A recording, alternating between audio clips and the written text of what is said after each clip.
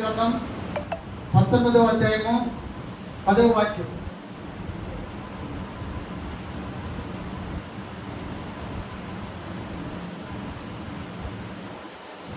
ఈరోజు వాక్య భాగ నిమిత్తమై మొదటి రాజుల గ్రంథం 19వ అధ్యాయము 10వ వాక్యం.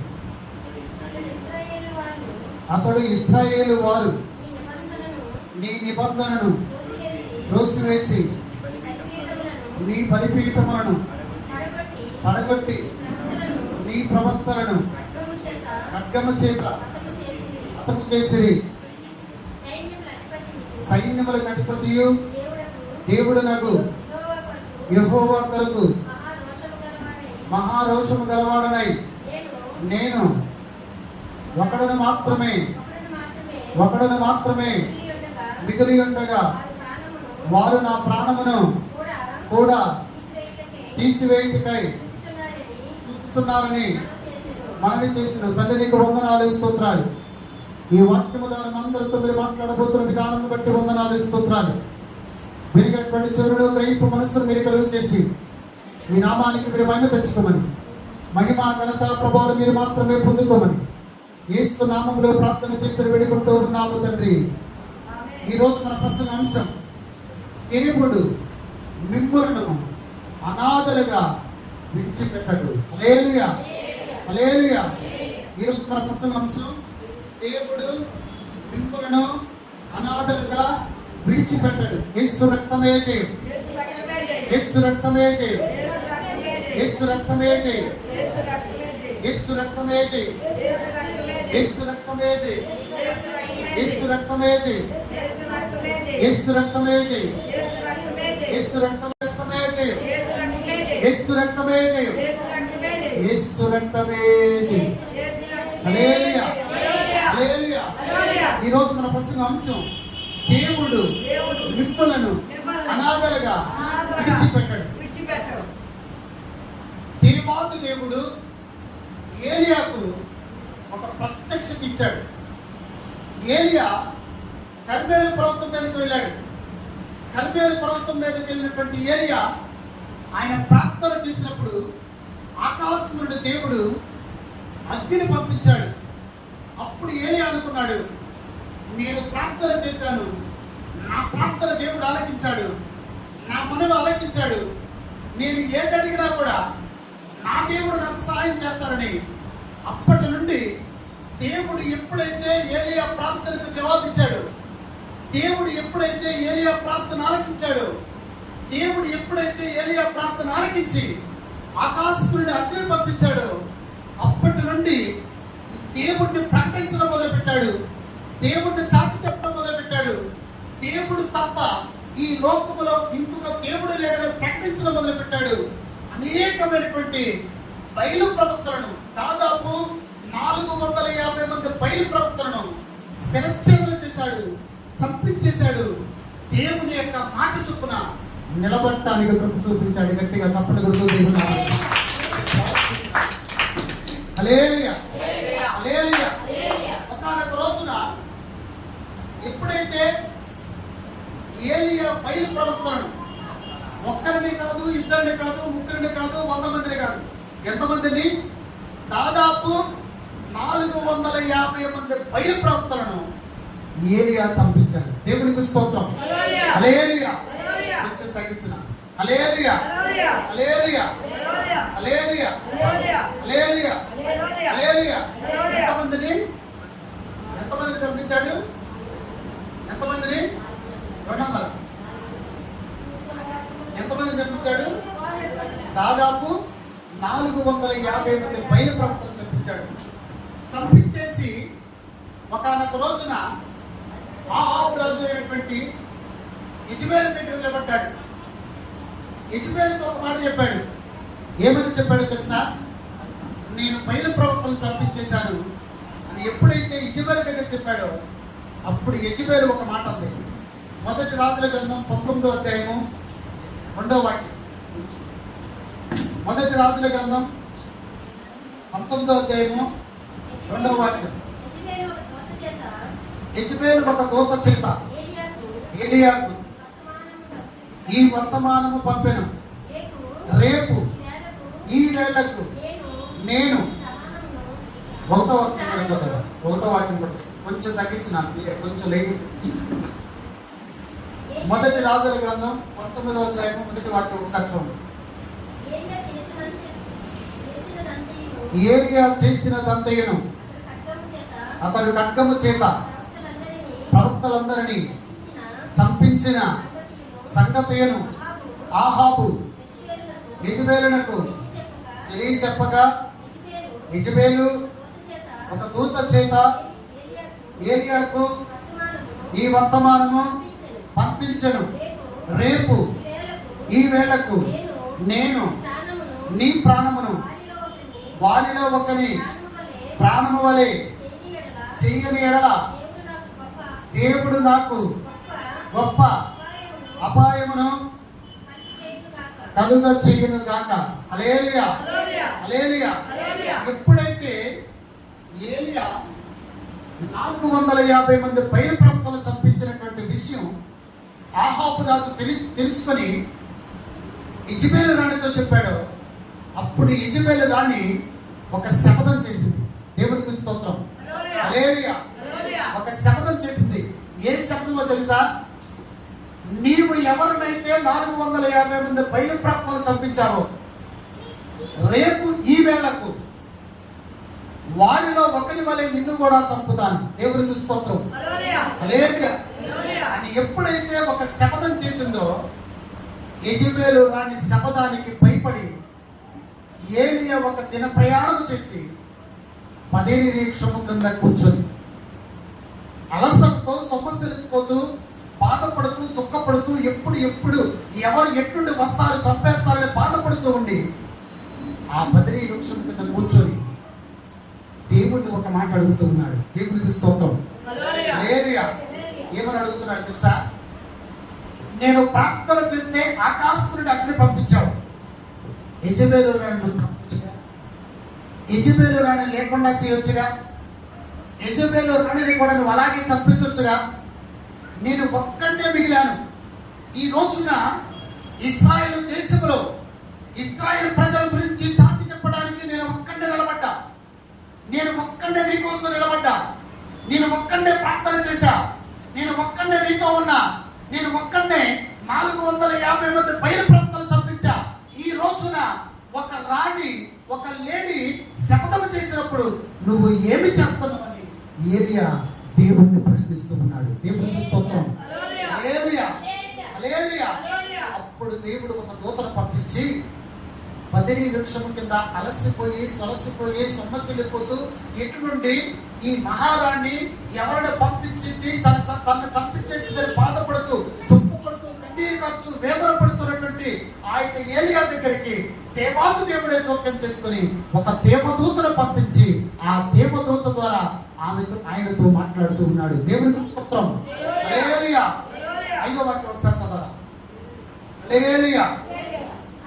అతడు ఏ వృక్షం కింద? అది దేవునికి స్తోత్రం. నేను చదువుతాలే. అతడు బదిరీ వృక్షము క్రింద పరుండి నిద్రించుచుండగా ఒక దేవదూత వచ్చి అతన్ని ముట్టి నీవు లేచి భోజనము చేయమని చెప్పెను. అతడు చూసినంతలో అతని తల దగ్గర నిప్పుల మీద కాల్చబడిన అప్పమును నీళ్ల బుట్టియు కనబడెను. కనుక అతను భోజనము చేసి తిరిగి పరుండెను. దేవునికి స్తోత్రం, హల్లెలూయా, హల్లెలూయా. ఏలియా అనుకున్నాడు దేవుడు నన్ను విడిచిపెట్టాడు. ఏలియా అనుకున్నాడు దేవుడు నాకు తోడుగా లేడు. ఏలియా అనుకున్నాడు దేవుడు నన్ను మర్చిపోయాడు. ఏలియా అనుకున్నాడు దేవుడు నా విషయంలో జోక్యం చేసుకోవట్లేదు. నేను ప్రార్థన చేసినప్పుడు దేవుడు ఆలకించాడు. నేను ప్రార్థన చేసినప్పుడు దేవుడు నా ప్రార్థన ఆలకించి ఆకాశం నుండి అగ్ని పంపించాడు. ఈ రోజున 450 మంది బయలు ప్రవక్తలు చంపించడానికి దేవుడు కృప చూపించాడు. కానీ ఈ రోజున నన్ను చంపడానికి చూస్తున్నటువంటి లేడీ విషయంలో ఒక రాణి విషయంలో నేను భయపడుతూ ఉన్నాను. అయినా కూడా దేవుడు నన్ను, హల్లెలూయా, దేవుడు నన్ను మరిచిపోలా. ఒక ద్వారా ఆయన నాకు కావలసిన ఆహారాన్ని తీసుకుని వచ్చాడని అప్పటి నుండి ఏలియా ఒక మాట అనుకున్నాడు, ఈ రోజు నుండి నాకు నేనుగా నేను ఒక్కడే కాదు, దేవునికి స్తోత్రం, నేను ఒక్కడే జీవించట్లేదు, నాతో కూడా నా ప్రభువు ఉన్నాడు, నాతో కూడా నా దేవుడు ఉన్నాడు, నా దేవుడు నన్ను ఎక్కడ విడిచిపెట్టలా. హల్లెలూయా. నా దేవుడు నన్ను ఎక్కడ వదిలిపెట్టలా, ఎందుకంటే నాతో ఉన్నవాడు లోకములో ఉన్నవాడి కంటే గొప్పవాడు, దేవునికి స్తోత్రం. హల్లెలూయా, హల్లెలూయా. ఈ రోజున అనేకమైనటువంటి బిడ్డలు, అనేకమైనటువంటి విశ్వాసులు మేము అనాథలుగా జీవిస్తూ ఉన్నాం. మా జీవితంలో ఎవరు జోక్యం చేసుకోవట్లేదు. మేము బాగా చదువుకున్నాం కానీ జాబ్స్ రావట్లేదు. మాకు వివాహం అయింది కానీ పిల్లలు లేరు. మా స్థితి ఏమిటని అనేకులు దేవుని దగ్గర పోజాడుతున్నారు. అనేకులు ప్రార్థన చేస్తూ ఉన్నారు. మాకంటే తక్కువ చదివిన వాళ్ళు, మాకంటే అందచందాలు లేని వాళ్ళు, మాకంటే ఏమీ లేని వాళ్ళు ఈ రోజున ఉన్నతమైనటువంటి స్థానంలో ఉన్నారు. కానీ మేము ఈ స్థితిలో ఉండటానికి కారణం ఏమిటి? ఈ స్థితిలో మేము ఎందుకు ఉండాలని అనేకులు దేవుణ్ణి ప్రశ్నిస్తూ ఉన్నారు. హల్లెలూయా, హల్లెలూయా. ఈ రోజున ఆ ప్రశ్న నీకు వస్తుంది, నాకు వస్తుంది. ఈ ప్రశ్న రాని వాళ్ళు ఈ భూమి మీద ఎవరైనా ఉన్నారు అంటే ఒక్క మనిషి కూడా, గట్టిగా చెప్పకూడదమ్మా. ప్రతి మనిషి ఈ విషయాలు వినడానికి వెళ్తారు. మేము మందిరానికి వెళ్తున్నాముగా, మా కుటుంబంలో ఏమిటి కష్టాలు, మేము ఉపవాసం ప్రార్థన చేస్తున్నాముగా, మా బిడ్డల జీవితాలను ఎందుకు ఎలా ఉన్నాయి, మా స్థితి ఎందుకు ఎలాగుంది, మా జీవితంలో మేము ఏమైనా తప్పు చేశామా, ప్రభువును పాదాలు పట్టుకుని అడిగాం కదా, ఎందుకు దేవుడు మా జీవితంలో ఆయన కార్యాలు చేయట్లేదు, ఎందుకు దేవుడు మా జీవితంలో అద్భుతాలు చేయట్లేదు, ఎందుకు దేవుడు మా జీవితంలో మహిమ కార్యాలు చేయట్లేదు, ఎందుకు దేవుడు మమ్మల్ని విడిచిపెట్టేశాడని అనేకులు ఈ రోజున దేవుడిని అడుగుతూ ఉన్నారు. హల్లెలూయా. కానీ దేవుడు చెప్తున్న మాట ఏంటి తెలుసా? నేను మిమ్మల్ని అనాథలుగా విడిచిపెట్టాను. దేవునికి స్తోత్రం. హల్లెలూయా. నేను మిమ్మల్ని అనాథలుగా విడిచిపెట్టను. ఈ రోజు నువ్వు ఒక్కదానివే ఉండొచ్చు, ఈ రోజు నువ్వు ఒక్కడగా ఉండొచ్చు, ఈ రోజు నీ స్థితి బాగోకపోవచ్చు, ఈ రోజు నువ్వు ప్రార్థన చేస్తున్నప్పుడు దేవుడు కార్యం చేయకపోవచ్చు, కానీ దేవుడు నీతోనే ఉన్నాడని నువ్వు నమ్మటానికి ఇష్టపడితే, దేవుడు నీలోనే ఉన్నాడని నువ్వు నమ్మటానికి ఇష్టపడితే, దేవుడు నీవు ప్రార్థన చేసినప్పుడు ఈ రోజు ఇవ్వకపోయినా రేపు నాకు ఇస్తాడని నువ్వు దేవుని మీద ఆశ పెట్టుకొని, దేవుని మీద కోరిక పెట్టుకొని, దేవుని మీద ఆధారపడి, దేవుడే నా దిక్కు, ఈ లోకములో ఎవరు ఉన్నా లేకపోయినా, అందరూ ఉన్నా లేకపోయినా, తల్లి ఉన్నా లేకపోయినా, తండ్రి ఉన్నా లేకపోయినా, బిడ్డలు ఉన్నా లేకపోయినా, బంధువులు ఉన్నా లేకపోయినా, ఎవరు ఉన్నా లేకపోయినా నా దేవుడు నాకు తోడుగా ఉన్నాడు, నన్ను అనాథలుగా విడిచిపెట్టడని ఒక నమ్మకంతో దేవుని మీద ఆధారపడటానికి నువ్వు ఇష్టపడితే, ఈ రోజే ఈ మందిరములో నుండి విడిచి వెళ్ళే లోపలనే దేవుని యొక్క మహిమను చూస్తావు, దేవుడు చేయబోతున్న గొప్ప కార్యాలను చూస్తావు. గట్టిగా చప్పట్లు కొడుతూ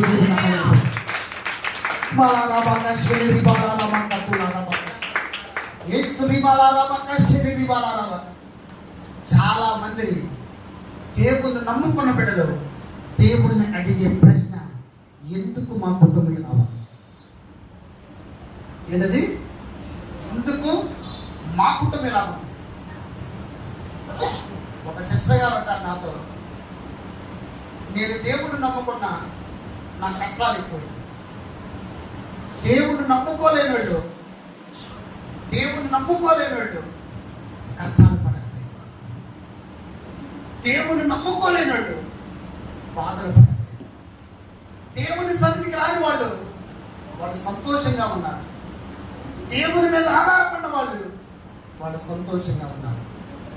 ఈ రోజున ఆమె అడిగిన ప్రశ్నకు నేను ఒకే ఒక మాట అన్నా, నీకు కష్టాల వైపు చూస్తున్నావు, వాడి కష్టాల వైపు చూడు. హల్లెలూయా. నీవు బాధల వైపు చూస్తున్నావు, వాళ్ళు బాధల వైపు చూడు. భూప్రపంచంలో, హల్లెలూయా, భూప్రపంచంలో కష్టాలు లేని వాళ్ళు ఎవరైనా మనిషి ఒకరైనా ఉన్నాడంటే నీకు చూపించాలి. కష్టాలు పడనటువంటి మనిషి ఎవరైనా ఉన్నారంటే చూపించండి. బాధలు పడనటువంటి మనిషి ఎవరైనా ఉన్నారంటే చూపించండి. చాలా మంది విశ్వాసులు క్రైస్తవులు ఏమంటారు తెలుసా? దేవుని నమ్ముకున్నప్పుడే మేము బాగున్నాము, దేవుని నమ్ముకున్న తర్వాత మాకు కష్టాలు వచ్చినాయి. హల్లెలూయా, హల్లెలూయా.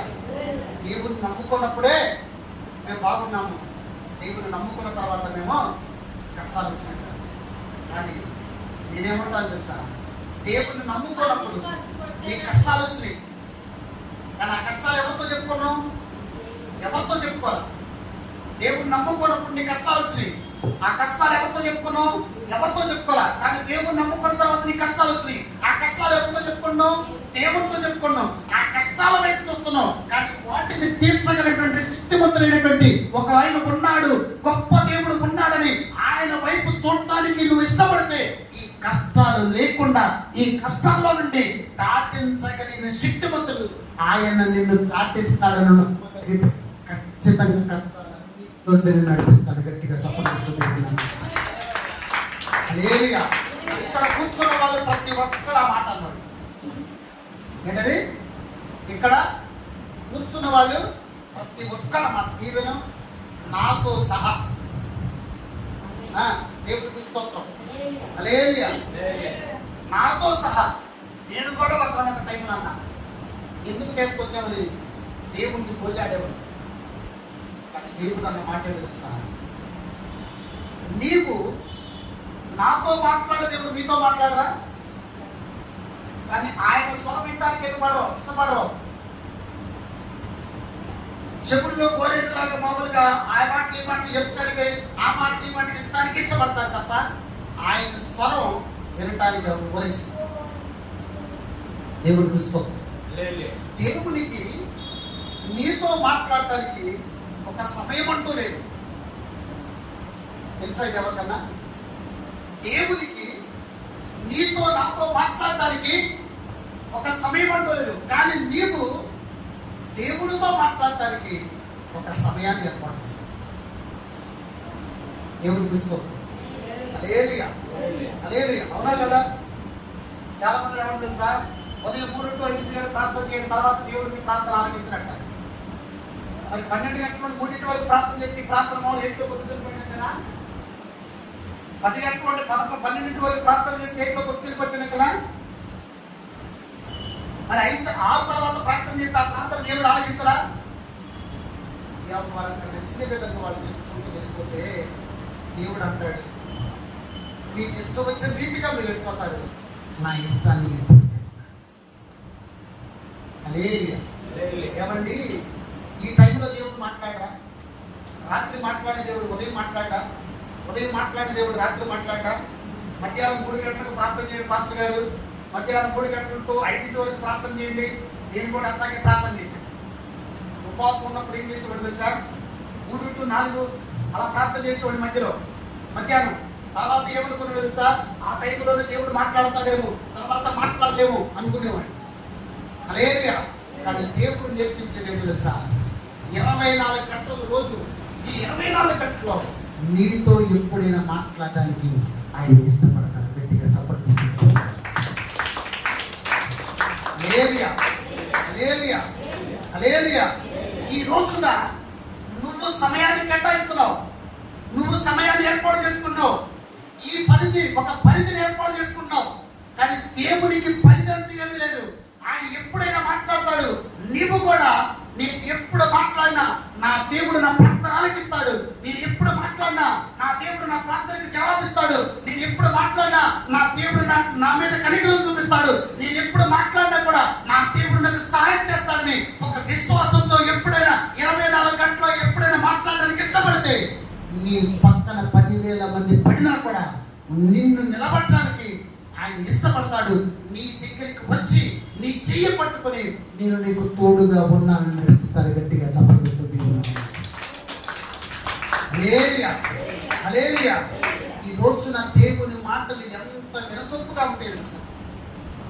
ఆ మాటలో ఉన్నటువంటి అర్థాన్ని మనం పట్టుకోగలిగితే, హల్లెలూయా, హల్లెలూయా. యెజబెలు రాణి శపథం చేసింది. ఏమని? రేపు సాయంత్రం ఇదే టైం సమయానికి అంటే నిన్న శపథం చేసిన అనుకోండి, ఇప్పుడు టైం ఎంత అయింది? వచ్చి చూడమని చెప్పాలి. అదే మరి హల్లెలూయా.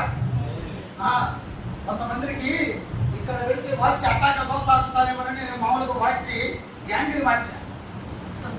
ఈ టైం చూసరికి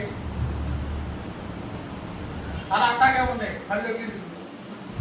హల్లెలూయా. నిన్న శబ్దం చేసి తెచ్చిపోయి రాని ఏమని, ఈ రోజు సాయంత్రానికి నిన్న ఏ టైంలో అయితే శబ్దం చేసిందో రేపు ఈ సమయానికి నిన్ను లేకుండా చేస్తా. అలా చేయకపోతే నాకు అపాయము అంది. అందా లేదా? అందా లేదా? దేవునికి స్తోత్రం. మొదటి రాజుల 19:2 వాక్యం అపాయము అంది. అది విన్నారో లేదా? దేవునికి మహిమ కలుగునుగా. హల్లెలూయా హల్లెలూయా. చదువురా 19:2. యెజబెలు ఒక దూత చేత ఏలియాకు వర్తమానం పంపించను, రేపు ఈ వేళకు నేను నీ ప్రాణమును వారిలో ఒకని ప్రాణము వలె చెయ్యని ఎడల దేవుడు నాకు గొప్ప అపాయము కలుగ చేయను కాక. దేవునికి స్తోత్రం. హల్లెలూయా. రాజు ఒక శాసనం చేశాడంటే ఆ శాసనాన్ని మార్చడానికి ఎవరు తరం కాదు. కానీ యెజబెలు ఒక శాసనం చేసింది, ఒక శబ్దం చేసింది. 450 మంది బయలు ప్రవక్తలను చంపలు పెట్టుకున్నావు. 450 మంది బయలు ప్రవక్తలను చంపించేశావు. రేపు ఈ సమయానికి వారిలో ఒకరి వల్ల నీ ప్రాణాన్ని తీయకపోతే నాకు అపాయము కలుగును కాక. ఏమండి? అపాయము కలుగును కాక. రాజు చప్పట్లు కొట్టి ఎవరు? రాజు చప్పట్లు కొట్టి ఎవరు వస్తారు? రాజు చప్పట్లు కొట్టి ఎవరు వస్తారు? చెప్పు. రాజు చప్పట్లు కొట్టి ఎవరు వస్తారు? దేవునికి స్తోత్రం. హల్లెలూయా హల్లెలూయా. ఇతను నాకు ఇచ్చే డబ్బా ఎంత ముద్దుగా పెరుగుతుంది అనుకుంటున్నాను. దేవునికి మహిమ కలుగును కాక. హల్లెలూయా. ఇప్పుడు అర్థమైంది. రాజు చప్పట్లు కొడితే ఎవరు వస్తారు? భటులు వస్తారు. అవునా కదా? వచ్చేమంటారు చిత్తమ్మ మహారాజా. ఏమంటారు? చిత్తమ్మ మహారాజా. అప్పటికి రాజు మాట్లాడదు వీళ్ళతో. తల నుంచి చిత్తమ్మ మహారాజా, చెప్పండి మహారాజా అని అర్థం. అప్పుడు అంటారు అక్కడ ఒక ఏలియా ఉన్నాడు, వాడిని తీసుకురావడానికి ఏం చేస్తారు? వెళ్ళి తీసుకొస్తారా లేదా? ఒక రాణి శబ్దం చేసినప్పుడు పారిపోయాడు ఏలియా. వృక్షం కింద కూర్చొని అలసిపోయి సొలసిపోయి బాధపడుతూ వేదన పడుతూ దుఃఖపడుతూ, నేను ప్రార్థన చేస్తే నువ్వు ఆకలించుకుంటే ఎందుకు అగ్ని పంపించావని దేవుడితో పెరుగులాడుతూ ఉన్నాడు. ఈ రోజున 450 మంది బయలు ప్రవక్తలు చంపేదాన్ని సాయం చేశావు. ఈ యెజబెలు గారిని చంపించవచ్చు కానీ దేవుడితో పాడుతూ ఉన్నాడు. ఈ రోజున క్రైస్తవుల యొక్క జీవితం ప్రతిరోజు పోరాటంగా ఉంటుంది. ప్రతిరోజు పోరాటంలో వెళ్ళాలి. ఒక విశ్వాసే పోరాడుతూ ఉంటే సేవ కూడా అంతకంటే డబల్ పోరాడాలి. గట్టిగా గుర్తుంది. సేవకుడు అంతకంటే డబల్ పోరాడాలి. కానీ ఎప్పుడూ కూడా ఏ ఆశతో మేము బ్రతుకుతామో మీరు కూడా అదే ఆశతో బ్రతకాల. ఒక సేవకుడు ఒక ఆశతో బ్రతుకుతాడు. ఏ ఆశతో బ్రతుకుతాడు తెలుసా? దేవుడు నాతో ఉన్నాడు, దేవుడు నాలో ఉన్నాడు, ఆయన నన్ను నడిపిస్తాడు, ఆయన నన్ను వాడుకుంటాడు, ఆయన నా స్థితిని మారుస్తాడు, వేవేల ఆత్మలు ఇస్తాడు, ఆయనే నా దిక్కని. ఏ సేవకుడైతే దేవుని మీద ఆధారపడి దేవుని వైపు చూసి దేవుని యొక్క మాటకి విధేయత చూపించి దేవుడు అప్పచెప్పిన పనిని నమ్మకంగా చేయడానికి ఇష్టపడతాడు, ఆ సేవకుని ఎడల దేవుడు గొప్ప కార్యాలు చేస్తాడు. ఆ సేవకుడు పడిపోయిన సమయంలో కూడా దేవుడే వచ్చి ఆయన దగ్గరికి వచ్చి చెయ్యి చాపి అతని పైకి లేవనెత్తి, నేను నిన్ను ఎప్పటికీ అనాథలుగా విడిచిపెట్టలేదు, నేను నీకు తోడుగా ఉన్నానని రుజువుపరుస్తాడు. అది మన దేవుని పవర్. గట్టి చప్పట్లు కొడుతుంది.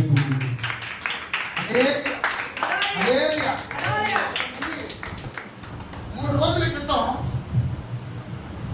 ఆంధ్రప్రదేశ్ రాష్ట్రంలో ఒక ఘోరమైనటువంటి రోడ్డు యాక్సిడెంట్ జరిగింది. ఎన్ని రోజుల క్రితం? 3 రోజుల క్రితం. చక్కగా హైదరాబాద్ నుండి బెంగళూరు వెళ్తుంది బస్సు. వెళుతూ ఉన్న సమయంలో ఒక తాగుబోతు చేసినటువంటి పనికి దాదాపు 19 నుండి 20 మంది చనిపోయారు. ఎంతమంది? 19 నుండి 20 మంది చనిపోయారు. నేను అంతగా దాన్ని చూడలేదు కానీ నిన్నటి దినాలు చూసే ప్రత్యేక ఎందుకు జరిగింది, ఎందుకు ఇలాగైందంటే ఆ సీసీ ఫుటేజ్లో 2 గంటల 20 నిమిషాలకి ఒక పెట్రోల్ బంక్లోకి వెళ్ళాడు తాగుబోతు. ఎక్కడైనా తాగుబోతులు ఉంటే నన్ను ఏమంటాం అక్కడ పరులాగా. ఎందుకంటే ఇప్పుడు మగవాళ్ళతో పాటు ఆడవాళ్ళు కూడా తాగుతున్నారు అట్టగా. నిజమే అట్టగా. అదేగా దేవునికి స్తోత్రం. యూత్ కూడా తాగుతున్నారంటగా. తాగుతారుగా. ఒకసారి ఒక పెంకేరు అంటాడు, 2 పెంకులు వేస్తారు కూర్చుంటారు. అల్లుడారా 2 చేతులు పైకెత్తి మీ వైపు చేతులు చాపి జోడించి అడుగుతున్నా, త్రాగుడుకు బానిసలయ్యేవాళ్ళు ఉంటే ఇప్పుడే మానేయండి. ఇక్కడ నాకు తెలిసిన ఒక ఆయన ఉన్నాడు, పర్వాలేదు, యేసు నామములో త్రాగుడు మానివేయును కాక. ఆమేన్ ఎందుకు అన్నారు? నీకు తెలుస్తారన్నమాట. దేవునికి స్తోత్రం. హల్లెలూయా. యూత్ చాలా మంది డ్రగ్స్కి అలవాటు పడిపోతున్నారు, సిగరెట్స్లో అలవాటు పడిపోతున్నారు, చెడు శోధనలో పడిపోతున్నారు, జీవితం మధ్యలోనే ముగించేసుకుంటారు. ఎంత బాధేస్తుంది. ఆ కుర్రోడికి దాదాపు 22-23 సంవత్సరాలు ఉంటాయండి. చక్కగా సన్నగా ఉన్నాడు. అదే నేను కూడా అట్టయితే బాగుంది. దేవుడికి హల్లెలూయా. సరే 2:20 నిమిషాలకి సీసీ ఫుటేజ్ అతను చూస్తే ఆ పల్సర్ బైక్ ఉంటుంది చూసాడా? కాబట్టి పల్సర్ బైక్ మామూలుగా ఎలా చెప్తారండి, గట్టిగా మామూలుగా గట్టి చెప్తారు. అవునా కదా? మీరు చూసారు లేదో దాన్ని మాట్లాడుతూ మామూలుగా కరెక్ట్ చెప్పాడు. స్టాండ్ చేసుకున్నది దాన్ని గట్టిగా చెప్పాడు అంతే. నేను అనుకోలేదు మామూలు స్పోర్ట్స్ బైక్ అని చెప్పాడు. పల్సర్ బైక్ దొరకడానికి నాకే పని చేసి తిప్పేసేసి ఎంత ఉంటే అప్పుడే డ్యాన్స్ చేసి నేను అనుకున్నది ఏంటి. తర్వాత చూస్తే 2 గంటల 20 నిమిషాలకి పెట్రోల్ బంక్ నుండి బయలుదేరేటువంటి వ్యక్తి 2 గంటల 30 నిమిషాలకి ఒక యాక్సిడెంట్లో చనిపోయాడు. ఆ చనిపోయిన తర్వాత డెడ్ బాడీ ఒక పక్కన ఉంది, బైక్ రోడ్డు మీద ఉంది. 120 కిలోమీటర్ల స్పీడ్ బైక్తో వస్తున్నటువంటి బస్సు ఆ బైక్ మీద నుండి బైక్ వెళ్ళిపోయింది. ఆ కింద దాదాపు 300 మీటర్ల వరకు ఆ బైక్ని తీసుకుని వెళ్ళేసరికి దాంట్లో ఉన్నటువంటి పెట్రోల్ ఆ రాపిడికి నిప్పురవ్వలు వచ్చేసి బస్సు కింద నుండి మంటలు వచ్చేసి బస్సు కింద నుండి మంట కాలుతూ ఉంటే ఒక అతను దాదాపు 300 మీటర్ల దూరంలో ఒక అతను వస్తూ ఉన్నాడు. ఆ బస్సు ఆగిపోయింది అక్కడ. ఆ బస్సు ఆగిపోయినప్పుడు ఇతను చూశాడు. ఇతను చూసి ఏదో యాక్సిడెంట్ జరిగింది, ఇక్కడ ఒక ఆగి ఉన్న బాడీ గురించి ఆ బస్సు ఆగిపోయిందేమో అనుకొని అతను వెళ్ళి చూసేసరికి దాదాపు చుట్టూ కూడా మంటలు తీసుకెళ్ళి. ఇది నేను ఎందుకు చెప్తున్నానంటే ఆ వ్యక్తి నాకెందుకు లాంటి వెళ్ళిపోవాలి. ఆ వ్యక్తి నాకెందుకులే ఇలా జరిగింది, చుట్టూ మంట వచ్చేసి నేను రక్షించలేము, డ్రైవర్ దగ్గరికి వెళ్తే డ్రైవర్ లేడు, సెన్సార్ లాక్స్ అవి గట్టిగా బస్సు పైన ఉంది. అప్పటికి అతను కూర్చున్నటువంటి ఆలోచన బట్టి దాదాపు రెండో సీట్లో ఉన్నటువంటి అద్దాన్ని పగలగొట్టాడు. అద్దాన్ని పగలగొట్టేసరికి కొంతమందిని బయటకు తీశారు. దాదాపు 7 మంది బయటకు తీశారు. ఒక తల్లి వాళ్ళ యొక్క పాపను ఒళ్ళో పెట్టుకొని మా పాపను కాపాడాలి ఆత్మనాథం పెట్టుకుంటాం. ఒక పక్క చుట్టూ మంటలో, ఎందుకంటే బస్కి 2 పెట్రోల్ ట్యాంకులు ఉంటాయి. రైట్ సైడ్ కింద ఒకటి ఉంటుంది, లెఫ్ట్ సైడ్ ఒకటి ఉంటుంది. ఎందుకంటే హైదరాబాద్ నుండి పెట్రోల్ ఎప్పుడు అతను ఎప్పుడైతే అతను సాహసం చేశాడో వాళ్ళ ఫ్రెండ్స్ కూడా వచ్చారు. వచ్చిన తర్వాత ఆయన కాపాడలేకపోయారు. ఎందుకంటే ఆల్రెడీ కింద నుండి రౌండ్ చుట్టేసుకునే మంటలో దాదాపు 20 మంది కాదు. అతను చెప్పిన మాట ఏంటి తెలుసండి, రోడ్డు మీద 2 గంటల 30 నిమిషాలకు అతను ఒక్కడే తిరిగాడు. చాలా మంది తిరుగుతారుగా. రోడ్డు మీద 2 గంటల 30 నిమిషాలకి అతను ఒక్కడే ఆ యొక్క బస్ యాక్సిడెంట్ చూశాడా, బస్ ఫైర్ చూశాడా, చాలా మంది చూశారుగా. కానీ ఎవ్వరు కూడా వాళ్ళని కాపాడుతున్నారు. ఇతను కూడా సాఫ్ట్వేర్ చదువుతున్నాడు, ఇతను కార్లో వెళ్తున్నారు, వీళ్ళ ఫ్రెండ్స్ కూడా వచ్చారు. అతను ఒక్కడే దాదాపు 7 మందిని కాపాడండి. ఒకసారి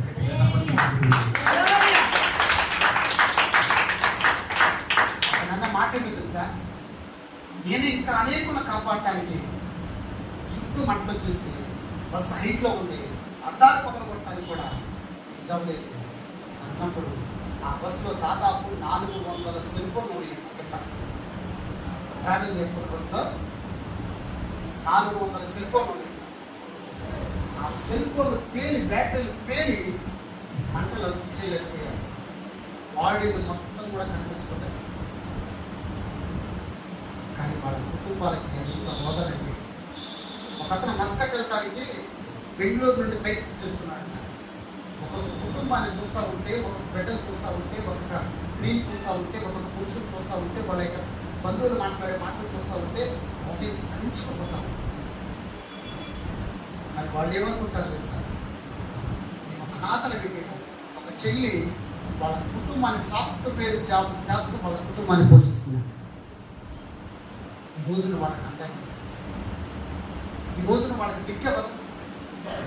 ఈ మాటలు ఎందుకు చెప్తున్నాను తెలుసా, మనమే సహాయం చేయడానికి ఇష్టపడకపోతే, ఆ వ్యక్తి దాదాపు 7 మందిని కాపాడకపోతే, మిగతా వాళ్ళు కూడా అతను తోడ్పడితే కొంతమందిని కాపాడేవాళ్ళు. ఏదైనా జరుగుతూ ఉన్నప్పుడు చాలా మంది మనకెత్తులో వెళ్ళిపోతారు. ఇది మనకొచ్చింది కాదనుకుంటారు. కానీ నీకు చేతనైన సహాయం చేయడానికి ఇష్టపడతారు. నీకు చేతనైన సహాయం, నీకు చేతగాని సహాయం చేయొద్దనట్ల, నీకు చేతనైన సహాయం చేయడానికి ఇష్టపడితే ఖచ్చితంగా దేవుడు నీ పరలోకంలో జీవ గ్రంథంలో ఆ సహాయాన్ని జీవ గ్రంథంలో ఇస్తాడు. గట్టిగా చెప్పండి. వాళ్ళు కూడా అనుకుంటారు, ఏమనుకుంటారు సార్, దేవుడి ఫైర్ యాక్సిడెంట్ నుండి బస్సును కాపాడొచ్చుగా, ఈ ఫైర్ యాక్సిడెంట్ నుండి దేవుడిని కాపాడొచ్చు అనుకుంటారా లేదా? కానీ అతను త్రాగటం వల్ల 19 నుండి 20 మంది చనిపోయారు. ఈ రోజున త్రాగుబోతులు ఎంతమంది వారి జీవితాలు, వారి కుటుంబాలను నాశనం చేస్తున్నారు. ఉదయం నుండి కష్టపడినటువంటి డబ్బుతో సాయంత్రానికి తాగేసి కుటుంబాలను నాశనం చేసుకునే వాళ్ళు ఎంతమంది ఉన్నారు? త్రాగి మన కుటుంబాలను నాశనం చేసుకోవటానికి నా దేవుడు మనల్ని ఈ లోకంలో సృష్టించాడు. మధ్యలో దేవుడు ఇచ్చినటువంటి ఆయుష్ మధ్యలో అనేకులు ఆత్మహత్య చేసుకుంటూ ఉంటారు, మధ్యలో చనిపోతూ ఉంటారు. కొంతమంది హ్యాంగింగ్ చేసుకుంటూ ఉంటారు, కొంతమంది గురేసుకుంటూ ఉంటారు, కొంతమంది నేలలో దిగుతూ ఉంటారు, కొంతమంది ఇదవుతూ ఉంటారు. అందుకోసం కాదు దేవుడు నీ లోకంలో సృష్టించాడు. నీ ఎందు ఒక ప్రణాళిక కలిగి ఉన్నాడు, నా ఎందు ఒక ప్రణాళిక కలిగి ఉన్నాడు, మన సంఘంలో ఒక ప్రణాళిక కలిగి ఉన్నాడు. ఆయన ప్రణాళికలో నువ్వు జీవించడానికి ఇష్టపడితే దేవదూతలను పంపించి కావలి కాయడానికి ఇష్టపడతాడు. ఈ రోజున వారి కోసం మనం ఏమి చేయకపోయినా ఆ కుటుంబాల కోసం ఖచ్చితంగా మనం ప్రార్థన చేయాలి. గట్టిగా చప్పట్లు రోడ్డు మీద చాలా మంది రండి, నేను చాలా యాక్సిడెంట్లు చూసాను. నా ముందే కాళ్ళు చేతులు విరిగిపోయినట్టు. ఈ రోజున సజీవ లెక్కలో ఉన్నామంటే మన గొప్పతనం కాదు. ఈ రోజున బ్రతికి జీవిస్తున్నామంటే మన గొప్పతనం కాదు. దేవుడు తన దూతలను మన చుట్టూ కంచెగా ఉంచాడు. దేవుడు తన రక్తాన్ని మన చుట్టూ కంచెగా ఉంచాడు. ఈ రోజున దేవుడు ఉన్నాడు కాబట్టి సజీవ లెక్కలో మనం బ్రతకగలుగుతూ ఉన్నాం. అలే ఒక పక్క దేవుడు, ఈ రెండింటికి మధ్యలో నువ్వు ఉంటావు. ఎడమ ప్రక్కన కుటుంబాన్ని ఎంచుకుంటావా, కుడి ప్రక్కన ఉన్నటువంటి దేవుడిని ఎంచుకుంటావా? ఆగిపోయింది ఆ మధ్య వీడియో, దాన్ని పెట్టేసి ఇంకోతారు కదా, పట్టించుకునే నాదు ఉంటాయి కదా. అందుకని ప్రార్థన చేస్తున్నాను, ఒక్కొక్క పనికి ఒకళ్ళు ఏర్పాటు చేయడం ప్రభావం ప్రార్థన చేస్తాం. మనం దేవుడు ఖచ్చితంగా చేస్తాడు. దేవుని ప్రార్థన ఆలోచిస్తాడు. దేవుడికి స్తోత్రం. హల్లెలూయా. ఇక్కడ మీకు మీ ఎడమ ప్రక్కన దేవునికి స్తోత్రం. హల్లెలూయా. యేసు రక్తమే జయం, యేసు రక్తమే జయం, యేసు రక్తమే జయం. మనుషులు ఆత్మ ఇది పట్టించుకుని నాదే ఉన్నాడే. యేసు రక్తమే జయం, యేసు రక్తమే జయం, యేసు రక్తమే జయం, యేసు రక్తమే జయం, యేసు రక్తమే జయం, యేసు రక్తమే జయం, యేసు రక్తమే జయం, యేసు రక్తమే జయం, యేసు రక్తమే జయం, యేసు రక్తమే జయం, యేసు రక్తమే జయం, యేసు రక్తమే జయం, యేసు రక్తమే జయం, యేసు రక్తమే జయం. సుచ్చులు ఆపారు లోపల.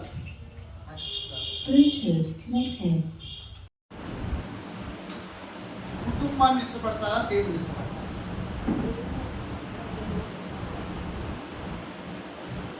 మీరు మీ పిల్లల్ని ఇష్టపడతారా, దేవుని ఇష్టపడతారా? దేవుడిని ఇష్టపడతాను వాళ్ళు మామూలుగా నోటి మాటలు చెప్తున్నట్టు ఈ మనస్సులో నుండి రావు. దేవుణ్ణి ఇష్టపడతాం. లేదు నువ్వు దేవుడికి స్తోత్రం.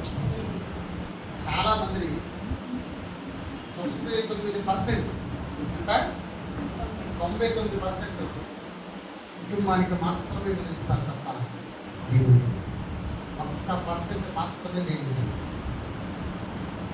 సత్యం. ఇది మీరు నమ్మినా నమ్ముకునేంత. కానీ నేను ఒకే ఒక మాట చెప్తాను.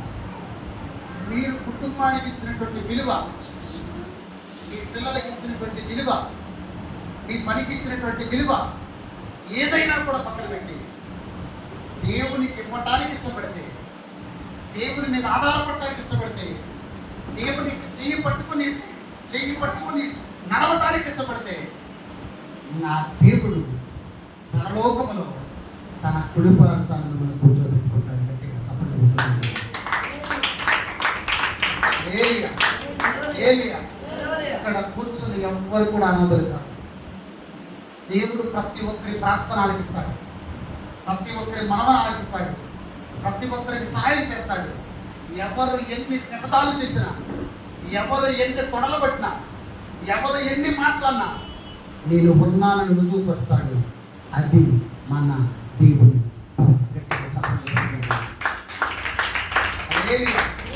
అనుకోవాలి ఈ రోజు నుండి, నేను అనాథని కాదు, నేను ఒంటరిదాన్ని కాదు, నేను ఒంటరోని కాదు, మా ప్రభు నాకు తోడు. నేను అనాథని కాదు, నాతో ఆయన ఉన్నాడు, నాతో ఆయన ఉన్నాడు. ఆయన ఉన్నాడు కాబట్టి నాకు సంతోషం. ఆయన ఉంటే చాలు. నేను ఒక్కడే కాదు, నేను ఈ లోకంలో ఒక్కదాన్ని బ్రతికినా చివరికి నా ప్రభు దగ్గరికి వెళ్ళాలి. కాబట్టి చివరి వరకు కూడా నేను ఆయన మీద ఆధారపడతా. ఆయన గుడి పారసాన్ని కూర్చుండే కృపను నాకు అనుగ్రహిస్తాడని ఎవరైతే చెప్పుకోవడానికి ఇష్టపడతారో ఖచ్చితంగా నా దేవుడు మిమ్మల్ని ఎప్పటికీ కూడా అనాథలుగా విడిచిపెట్టాడు. గట్టిగా చెప్పగలుగుతుంది.